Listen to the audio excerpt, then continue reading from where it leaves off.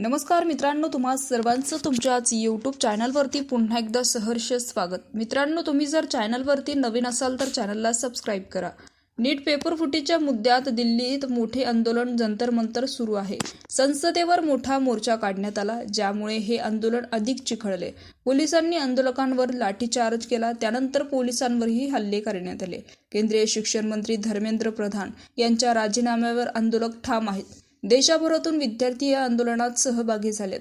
संसद परिसरात मोठा पोलीस बंदोबस्त वाढवण्यात आलाय। हेच नाही तर विरोधकांनी धर्मेंद्र प्रधान यांच्यासोबतच पंतप्रधान नरेंद्र मोदी आणि अमित शहा यांचीही राजीनाम्याची मागणी केली आहे।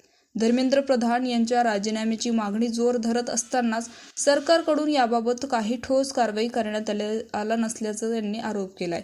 या दरम्यानच आता पंतप्रधान नरेंद्र मोदी यांनी मोठा घोषणा केली आहे। पंतप्रधान नरेंद्र मोदी यांनी सोशल मीडियावर पोस्ट शेअर करत नीट पेपर फुटी प्रकरणी दोषींना लवकरात लवकर शिक्षा होईल, फास्ट ट्रॅक न्यायालय स्थापन करण्याची घोषणा त्यांनी केली आहे। नरेंद्र मोदी यांनी सीजेपी बाबत सुरू असलेल्या आंदोलनाच्या पार्श्वभूमीवर महत्त्वाची घोषणा केली आहे। त्यांनी सांगितले की देशातील तरुणांचे हित आणि त्यांचे भविष्य हेच आमचे सर्वोच्च प्राधान्य आहे।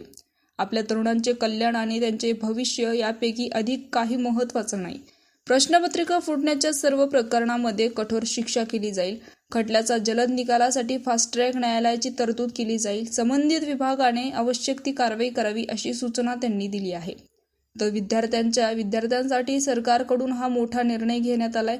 तरुणांच्या भविष्यावर खेळणाऱ्या कोणाचीही गय केली जाणार नाही, असंही पंतप्रधान नरेंद्र मोदी यांनी स्पष्टपणे लिहिलं आहे। तर मित्रांनो, याविषयी तुमचं मत कमेंट बॉक्समध्ये कळवा। चॅनलला सबस्क्राईब करा। तूर्तास धन्यवाद। जय महाराष्ट्र।